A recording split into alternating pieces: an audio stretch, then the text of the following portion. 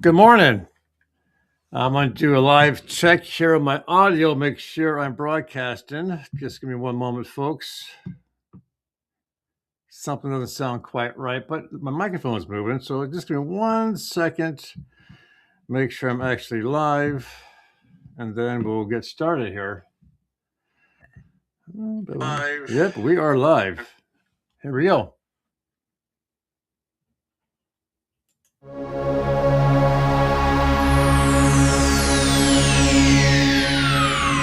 Ladies and gentlemen, may I have your attention, please?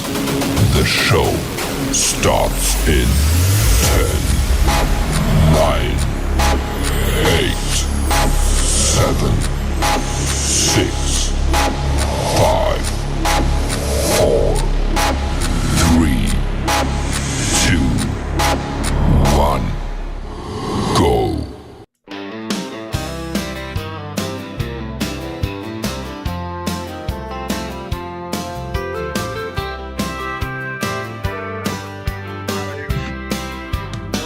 Well, let me tell you about a man named Randy Rhodes. He was born and raised in the North, but he lived a southern way of life, and he'd fight to the death for the southern cause. He marched on down to the fields of cotton, where he met up with General Mosby's gray ghost. The general gave Randall the rank of colonel so he could fight with the brave men in gray. Now Colonel Randall Rhodes fights the bonnie blue flag, and that's what Colonel Randall Rhodes brings. He brought fire, he brought freedom, he brought love, he brought a war, and he said to hell with the stars and stripes, I'm fighting for the stars and bars. And to hell with your war of aggression, I'm fighting for the war of independence.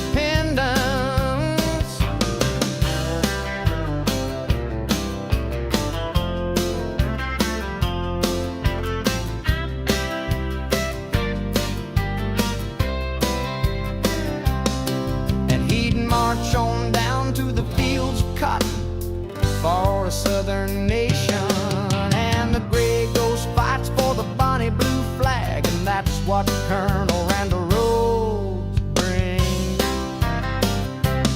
He brought fire, he brought freedom, he brought love, he brought war, and he said to hell with the stars and stripes, I'm fighting for the stars and bars. And to hell with your war of aggression, I'm fighting for the war of independence.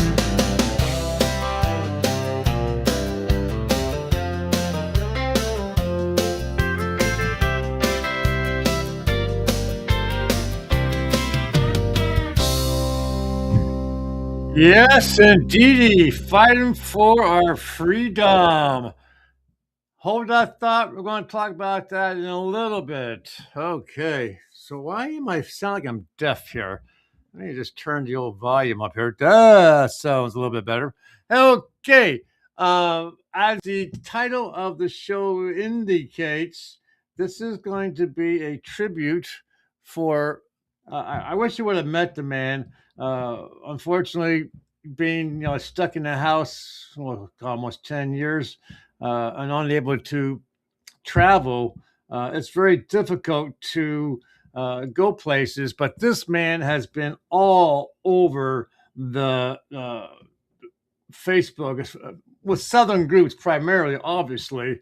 But uh, I mean, I don't think there's many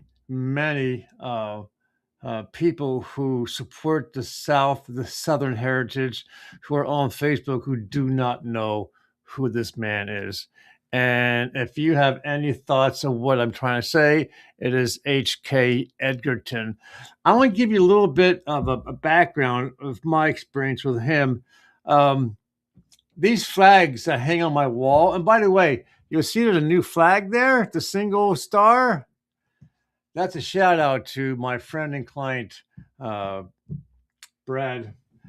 He gave it to me as a gift, along with 2 books, and I do appreciate it. It makes the wall look a lot nicer. I really do appreciate it, and of course, it goes with the one song that I created about the single star. Um, but my grandkids, my grandsons, won't talk to me hardly at all anymore because of what's behind me here. They look at these flags, and because of what they were taught in public schools, they look at that and they see slavery, and grandpa supports slavery. And no matter what I could say to them would change their mind. So I actually found a video of HK Edgerton and I sent it to them. I said, please watch this video and then tell me what you think. They wouldn't even watch the video. Wouldn't watch it at all. So it just goes to show that the public schools are teaching bad history, and they're influencing our young. And for those of you who live in the South, please make sure your kids, your grandkids are in a school that still upholds the Southern heritage and beliefs and not that of the liberal North. But I found this video. I want to play it. It's only like almost 6 minutes long. I want to play it now because it's going to, first off, show you folks what this man is all about, and also give for me to give him a tribute in my own personal way that I can to honor this man. And he is absolutely phenomenal. Give him a listen to, and then I'll go into today's broadcast with what I want to talk about. So here we go, guys. Listen, give this guy a listen. Right. You never heard everything I say. You're a little busybody, ain't you? Okay, y'all, let me do Commander Bradley's poem, I Am They Flag. Y'all know I like cutting up on this.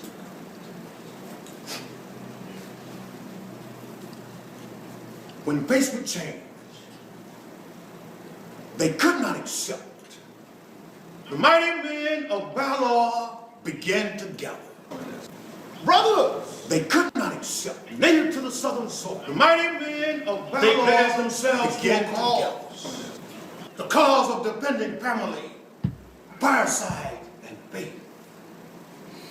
Between the desolation of war and their homes, they interposed their bodies. They chose me, Christian cross of St. Andrew, the first apostle of Jesus Christ, as their symbol. I am their flag. I was at Sumter when they began in jubilation. I was at Big Bethel when the infantry fired its first volley. I smelled the gun smoke along Bull Run in Virginia, and at Belmont along the Mississippi. I was in the debacle at Port defending. I led Jackson up the valley. For 7 days, I flapped in the turgid air of the trains of Apollo. 7 days. As McClellan ran me for Richmond, Sidney Johnson would die for me at Shiloh. As with thousands of others whose graves are marked, Sidney, nominated, without a name unknown. I, the Southern Cross, I am their flag. I was a shroud by the body of Stonewall after Chancellorsville. Men ate rats and mule meat to keep me flying over Vicksburg. I tramped across the wheat field with Kemper, Armistead, and Garnett at Gettysburg. I know the thrill of victory, misery of defeat, the bloody cost of both. I, the Southern Cross, I am their flag. When Longstreet broke the lines at Chickamauga, I was in the lead. I was the last off Lookout Mountain. Men died to rescue me at Missionary Ridge. I was singed by the wildfire that burned to death the wounded in the wilderness. I was shot to tatters at the Bloody Angle at Spotsylvania. I was in it all, from Dalton to Peachtree Creek. And no worse place did I ever see than Kennesaw and New Hope Church. They would plant me over the trenches at Petersburg. And there I would stay for many long months. I, the Southern Cross, I am their flag. When the end came at Appomattox, when the last Johnny Reb left Durham Station, many carried fragments of my fabric hidden under their bodies.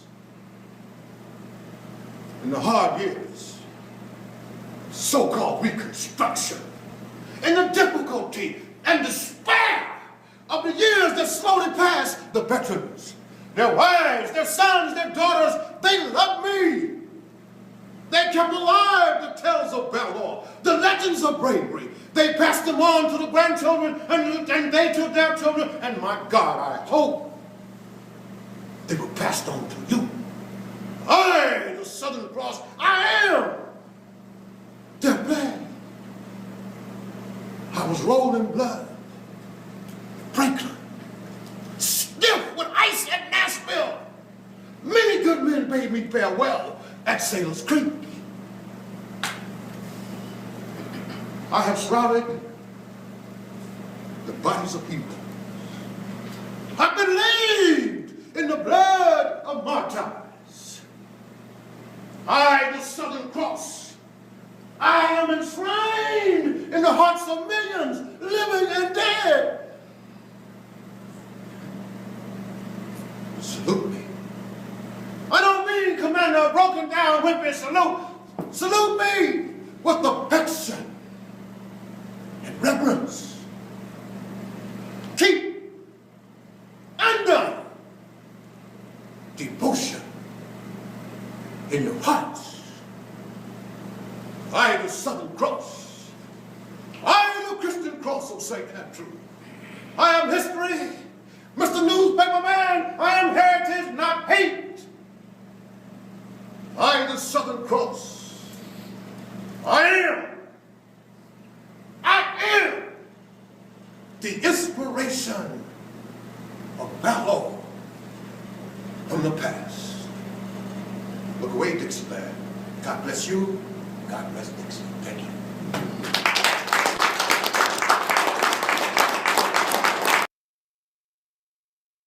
Wow.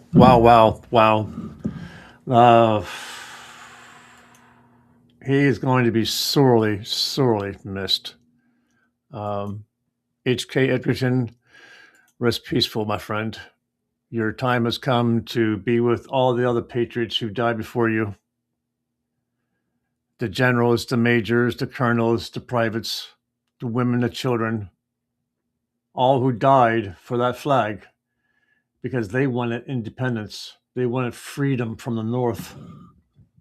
Good morning, Wendy. Good morning, Robert. Today's show is primarily to give Mr. Edgerton a tribute, a well-deserved tribute for what he has done for the South. And also to update you on the upcoming broadcasts I have scheduled and will be scheduling, and then a little bit of politics. So if anybody's out there and want to talk to me, give me a hands up and I'll bring you into the show. Otherwise, this is only going to be like an hour long, if that.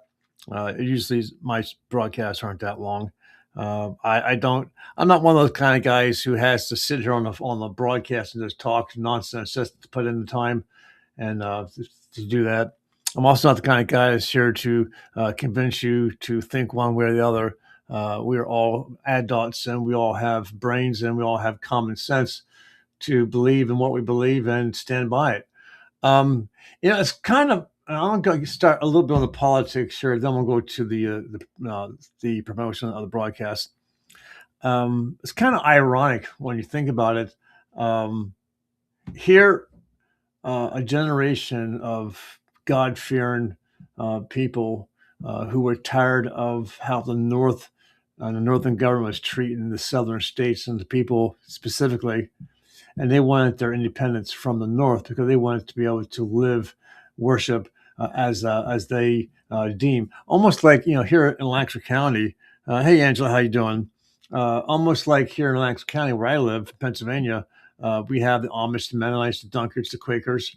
Very, very strong religious group of people. In fact, where I live is called the Bible State because of the amount of churches and Christian beliefs. Like I said, the Amish, the Mennonites, the Quakers, the Dunkers.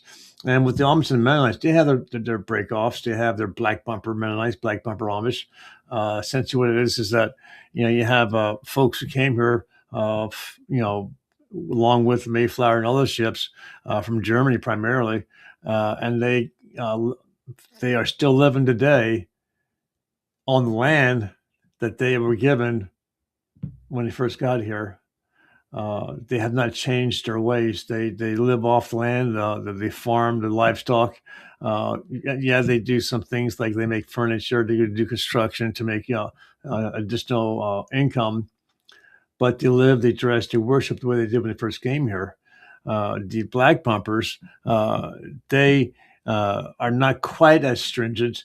They have cars, they have electricity, they have telephones, but they still dress very conservatively, and they are they're very strong with their religion and going to church. The Quakers and Dunkers the same way. They live and worship the way they did when they first got here. But it's ironic that here we are, how many years later after the war? Yes, the South unfortunately lost the war. Let's get over it. But the liberal Democrats won't let that go by. They're still attacking the Southern schools. They're still attacking the Southern people, the way they talk, the way they live. They're still trying to get the guns out of their hands. They stop them from hunting for food, and tearing up their cemeteries, digging up bodies of Confederate soldiers who died because they happened to be in a it's kind of like these people go out of their way to find these things. Oh my God! There's a dead Confederate soldier. He's back there amongst the trees. You can't really see, but if I'll draw you a map, it's back there. I saw it from the street. I know he's there. He's back. I can't breathe. And they have to dig it up because these idiots are backed by big money, and the folks who live there aren't, and they don't have the money to fight in court. So they dig out the bodies. They move them to another cemetery. They relocate the statues, the monuments, the paintings. Oh my God! Hey Pat, how you doing? But here we are now, folks. I was informed by an individual that my beliefs politically may not correspond to what people see me as. Okay. I got torn apart. I don't say torn apart, but criticized for comments I made on one of my broadcasts about President Trump. Okay.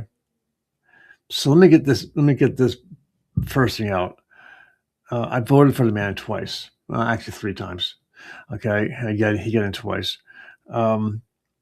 I believe in what he believes. I believe in a strong America, a strong military, a wealthy state, country, and so forth. But I'm allowed to criticize some of the decisions he's made and is making. He wants to talk about bringing wars to an end. Okay, and I agree with that. We shouldn't be involved in wars. And wars don't satisfy anybody's needs other than the person who wants the wealth and the land. And he's managed to bring to an end 7, possibly 8, the way it sounds this morning with the Zelensky and Trump meeting. But then he goes and turns around and he goes into Venezuela. Now, it was only very quick, only a few hours in and out, and he got done what he wanted to get done. That was to remove a dictator who was very critical of his people. So I applaud him for that. I really do. And thankfully, because of our military, our technology, we were able to get in there, get out. They used a new weapon that I didn't even know we had.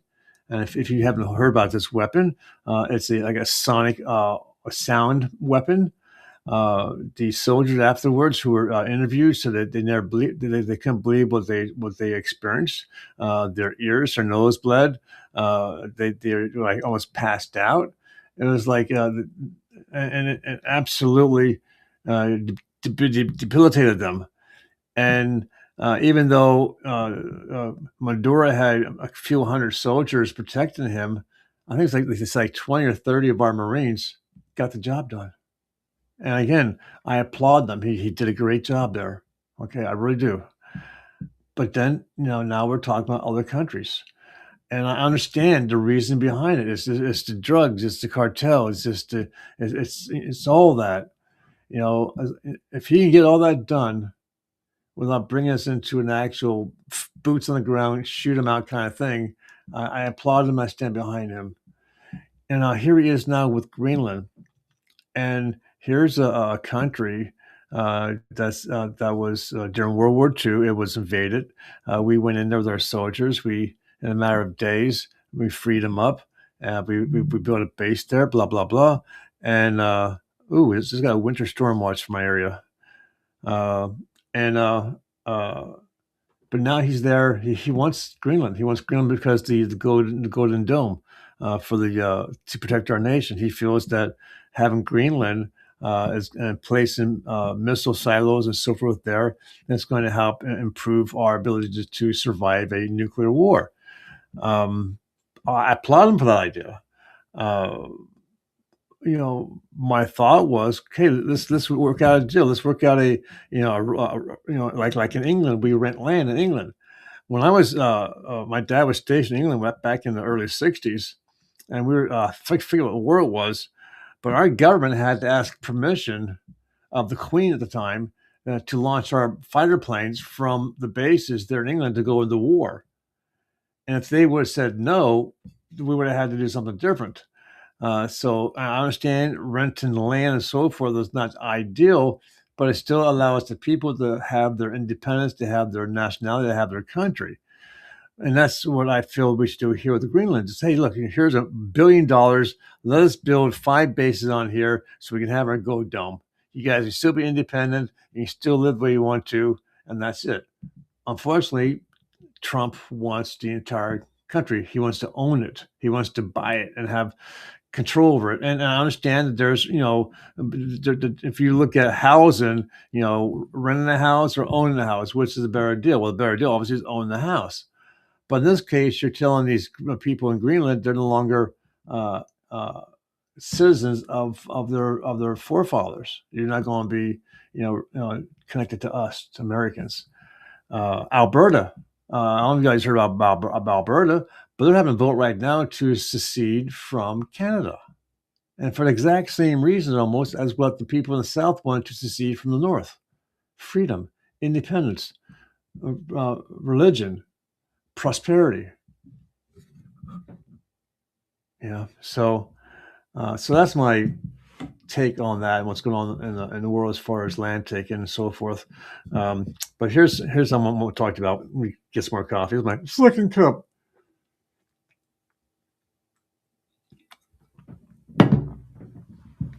Oh my God. It's so good. Okay. So what do I have coming up? So in the middle of February, I don't have a date yet. In the middle of February, Matthew Holmes, an author of 7 books, is going to be releasing his newest book. If I can pull, I should have had this ready for you guys. So I apologize for this. In the meantime, I'm going to say good morning to everybody. Wendy, Robert, Angela, Patty, Earl. Good morning. As you might know, I am Randall Rhodes. I'm a genealogist. I also have the rank of colonel that was given to me as an honorarium as a communications officer for the Carolina Grey Ghosts. They actually took me in. I feel like a little, wet puppy dog that's out in the cold and wet and rain and so forth. And they saw me and said, hey, oh, look at a cute little puppy. Let's bring him in. Oh, Daddy, thank you. Let's call him Colonel. But I do appreciate, General Chris Wissonet. He's a phenomenal guy. He's also one of my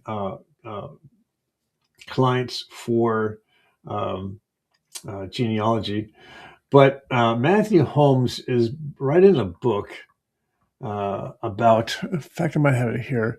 He's writing a book about the various officers from around the world. You may not know it, but there are. Yeah, I can show these here. They are from the war between the North and the South, the War of Independence. The War of Freedom, whatever title you want to give it. Okay. Um, Amazingly, there were people from around the world who wanted to come here and fight and get into this war. So, what he has done here is he has gone and wrote a book about all the soldiers who came from different countries, and he's created a phenomenal map overlay of where they came from, the various towns that they lived in. So here you see these people were born in France. Now he was able to identify one soldier here. There are others who came from France to fight in a war. Unfortunately, there wasn't enough support from France to do the same thing they did for us during the Colonial War, which was to get us across the bridge to win the war. So here we have officers from Denmark. Imagine Denmark helped to fight in the war between North and the South for their independence. Here we have Eastern Europe, Romania, Hungary, and so forth. So he has this book. He says it's like close to 500 more pages. And he's going to get me out a copy, and he's going to have me read it, obviously, and then we're going to do a live broadcast about it. I want to show you some other things he's written here. His books are available on Amazon, also through him. So if you were to buy his books directly from Matt Holmes, he has indicated, and this image will go away here a second, he will discount the price, plus you'll write a couple words in there for you. But some of the books he's written, this one here is like 500 pages long. This is called The War That Never Ended, Secede Your Mind from the Modern World. This is a book that pissed me off about our government. This is a book that explains how the United States government acquired the land that we acquired. The shenanigans that we did to create wars and threat of war, to go with our soldiers and to grab the land. This is a must read for those of you who are talking about the government and how shady it is. And it's backed up by research. It's backed up by actual contact, factual contact. So it explains how we got Hawaii, how we got Puerto Rico, and so forth, and other states. And it talks about how we created wars to grab what we could get. Ooh, hello. Yeah, okay, we're good. I have a microphone that's very touchy. If you hit it wrong or touch it wrong, it dies. He wrote this book here, Blood in the Mountains. This is about these books are all about his ancestors who fought in the war. A very good book. It's about the Appalachian battles and what they experienced. This book here, Spirit of Vengeance. This is about his third great granduncle who owned a large farm. The Union soldiers came up to him, told him to turn over the farm. He said no, and the soldiers shot him in the head. And then it talked about how the family joined the military to get vengeance on the Union soldiers for what they did. Hell in the Cell, again, it's about his ancestors who fought. It's about their experience while they were being held prisoner. And I'll tell you what, folks, say what you will, but the Union soldiers were hell on treatment of the soldiers, the civilian soldiers. They would just shoot them just for shoot them.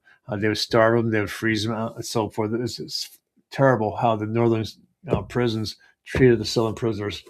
Chemtrails over Dixie. This is again a book that's surprised me. It has nothing to do with the war. This is about the chemicals being placed into our skies. This was about the Epstein list. It's about pedophilia. sex trade, and other stuff. So all backed up by fact. So that was an eye opener to me. This one here, The Road to Hell and Back. It's a thin book, but it has a lot of content. This made me piss off at the English because it's a book about his ancestors, obviously, and during the colonial, right before the end of the colonial war, there was a fort with like 3,000 civilians. The English came with their Indian allies, and what they did to those 3,000 people is horrendous. It really is. I happened to got this book right around Halloween time, so it was a very scary book to read during that time frame. You gotta get this. The Road to Hell and Back. It'll open your eyes about the English.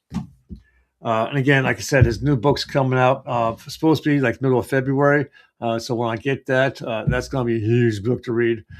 So might be to summer before I can do a broadcast about that. But at least I can talk about it and bring him on. And he can explain the whole content about that particular book and why he wrote it and so forth and where he got his information from. So that is up and coming. The middle of February. I might ask him to come on earlier just to talk about it, and to share his thoughts about it. Ben Walker, he's a young author. He wrote this book here, The Legend of Willow's Hollows. Now, Ben has he's autistic and epileptic, okay? So he has some challenges, but he wrote this book using software. And again, I got this book around Halloween, got it on Amazon. It's a thin book, but the book is big. Okay. I like this. There's a difference of going from like a small paperback to this particular book. But this book is absolutely awesome. In fact, if I still have them, I want to play songs. What I did was to promote this book for him. I went and took lines from the various chapters of this book, and wrote. I wrote some music using Sunu.com, which is a phenomenal software that allows you to create music. It's $10 a month, and wow, it looks like my timed out. So I guess I don't want to take time away from the show to play it, but darn, I guess they must time out and they go away. So, anyways, yes. So I wrote some songs about it. In fact, I can do this part for you. And he created some awesome images. And I told him when he did this that he needed to. The book is so. Well, let me show you the images first. Hold on. Then I talk to you about what's going on here. Boom. Okay, so this is a Confederate soldier. He's a sergeant, and the book doesn't explain how he did it, but he got into witchcraft, and to a point to where he was a warlock. He has powers, very strong powers. This is his daughter. Okay. And she somehow, either she through DNA or whatever, or through training, became a very powerful witch. And they took over this town, okay? And they were using the children to take away, not that one, to take away their souls, okay? Okay, I'm sorry. Yeah, sure.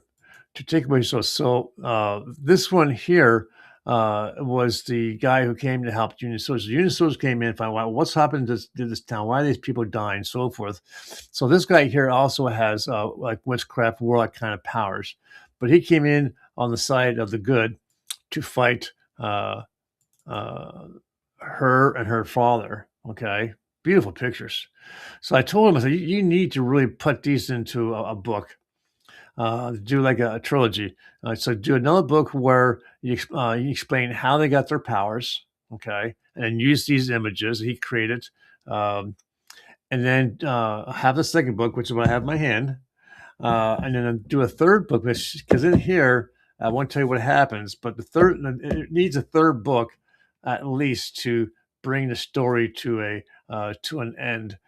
He's promised me he'll do it. Hopefully he does. If not, I told him I would take over the task of doing it. But phenomenal read. Please, folks, go to Amazon. Ben Walker. It's called the Legend of Sleepy Hollows. Okay, I'm gonna get rid of him. Boop boop. And please take a look at it. It's a phenomenal book. It really is. Guys, if you still watch, if you have any questions for me, any comments, please mention them here so I can interact with you guys. Otherwise, I'll just keep talking here. Now, my newest author, and I'm not sure how this came about.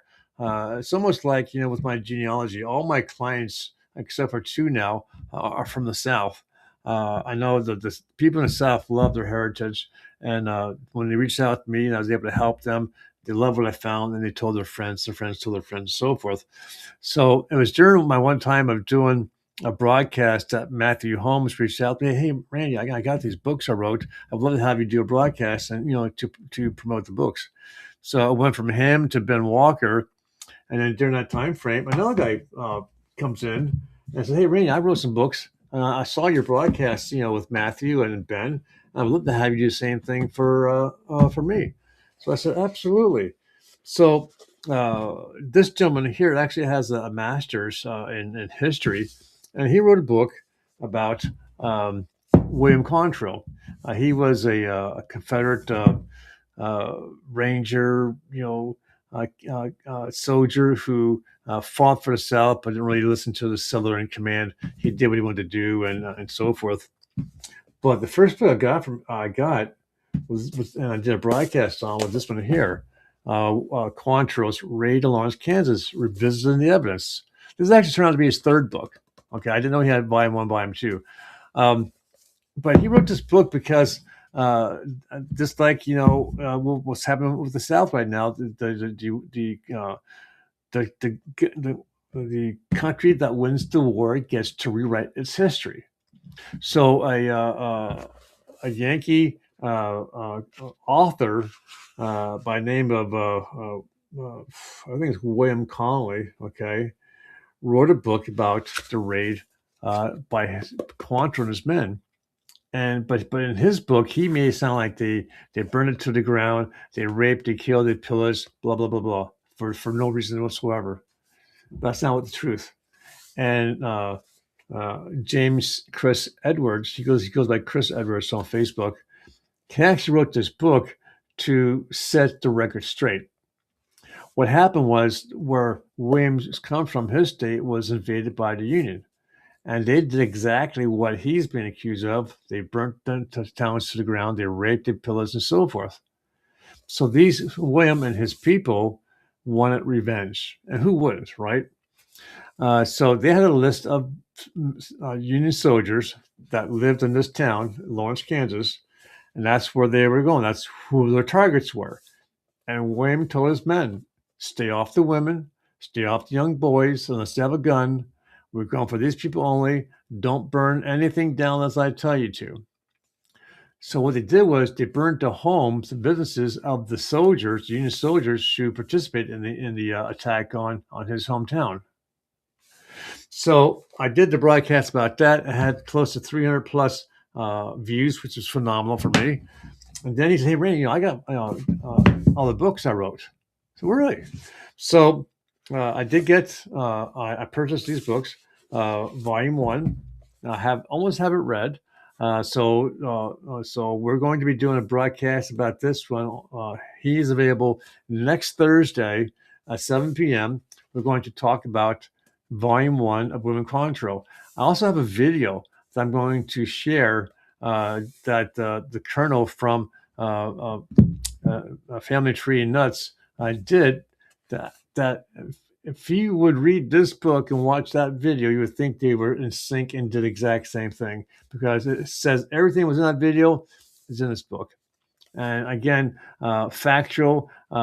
Chris has all the evidence. He has the writings, the letters, everything that Colony had accumulated, but decided to leave out. Right. So he has all the information, all the historical facts. And then volume 2 continues the saga of William Quantrill. And then what he did was he wrote this book, Quantrill's Revenge. I haven't read this one yet. This one here is going to be after volume 1 and 2 is done. This one here is a step-by-step, almost like a map. Like when you go on vacation and you buy that tour guide so you can see where all the high spots are to go visit and so forth.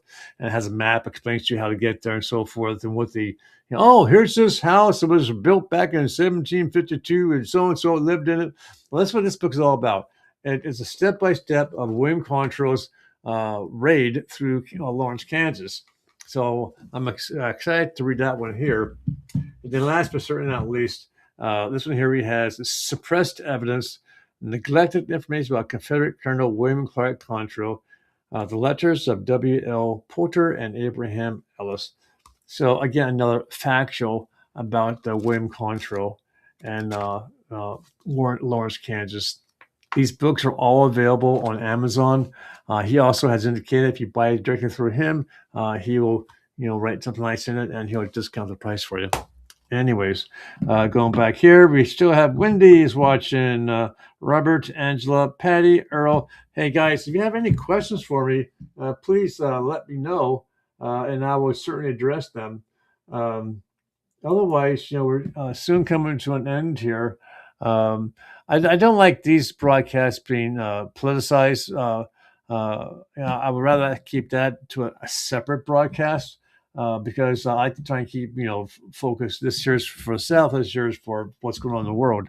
And there's a lot going on. There really, truly is. And I understand that, folks seem to think that President Trump has the ability to focus on many different things at the same time. There are some folks who think he has the dementia. He has, mental things going on that who knows, but we're in a very strange world. And also too, I like to follow things about alien spacecraft and outer space, things like that. I love that kind of topics as well. And you have to give it some credence of content, because Congress is talking about it, and the Congress people who have the ability to go into those skiffs and get information that they can't talk about afterwards. In a roundabout way, they're saying these things are real. We do have these. We do have the bodies. We've seen them. We've dealt with them. We have deals with them. They live with us. And for some reason, they seem to think that this year is a year that we're going to actually get our first true visitation of these creatures. I don't know. I mean, exciting, yeah. Scary, yes. Because if what they're talking about is real, these people have technology way beyond our abilities, and not knowing how they're going to respond to us.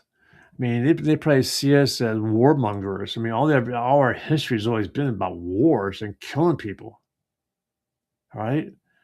And the manipulation of our bodies. I mean, they may come here and slap us on the face and say, "Enough's enough, people. You're going to start living in peace, or we're going to bring it to you in the worst possible way." Or they may come here and say, "Hey, we need food. You're going to be our food. We're going to eat you for dinner and breakfast and lunch and snacks." Who knows? We live in a strange and mysterious time. And I know that there are many groups in the South which I follow on Facebook, and they all want the same thing as I do: the ability for the southern states to split and to live life the way they want to, the way their forefathers wanted to. But with the military bases, located throughout the various states, it can be hard to do. I mean, how are you going to, split these states that have, nuclear missile silos in the ground and military bases and aircraft bases and naval ports and so forth, and not have some kind of, a bad reaction from the government? I don't know. But folks, there are some people who have reached out to me and asked me, "Hey, why don't you do a regular, daily broadcast?" I could. I would love to have a co-host or at least a guest that comes on, so I can, back and forth conversation. I mean, I can only talk so much, and my knowledge is limited to what I know. So if anybody who watches these broadcasts, want to come on as a guest, as a co-host, and we share same interests, it makes sense to do like a daily broadcast for like an hour. So that's food for thought too. Also, when I start off my broadcast, I need your input as well. One individual reached out to me and said that the countdown is too hard on the ears. I happen to like it. I've looked at some others, and they're kind of childish in a way. And I don't have the ability I don't have the talent to create those things. So, I think the majority rules. So if anybody else feels the countdown is too much, let me know. And for those of you who came in after the fact, let me play it for you here. And you tell me what you think. I'm not going to play the whole thing. I'm just going to play part of it. So you tell me what you think about this.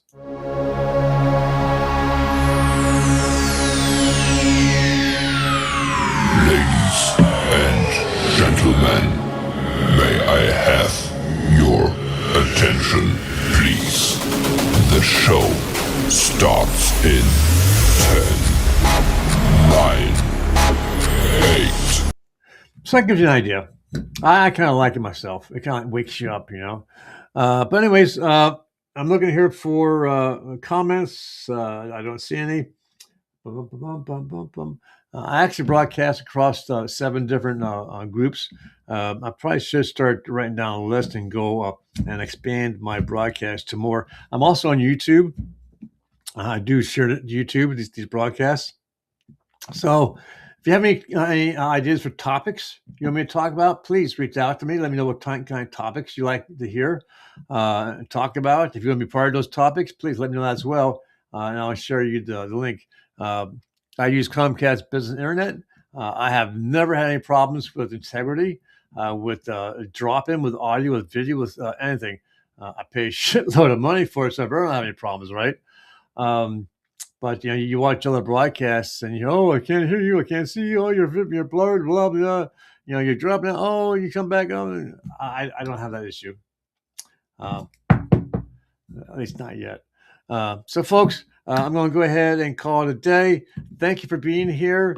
Again, Wendy, Robert, Angela, Patty, Earl, thanks for being here. Please share this out to your friends who have shared interests, and please keep HK Edgerton's family in your prayers. Losing any family member is very hard, especially one who's been so loved by the South. I know there's a lot of ceremonies and so forth.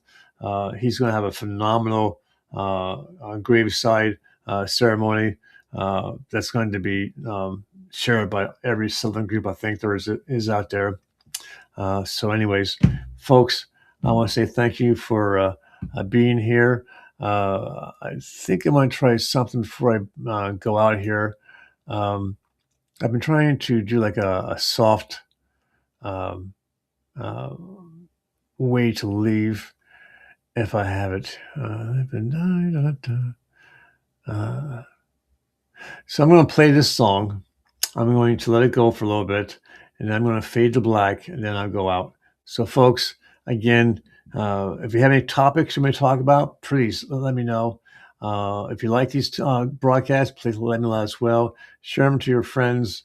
If you have any comments about the broadcast, let me know that as well, because I can only do and learn as those of you who watch tell me. So here we go. Bum, bum, bum, bum.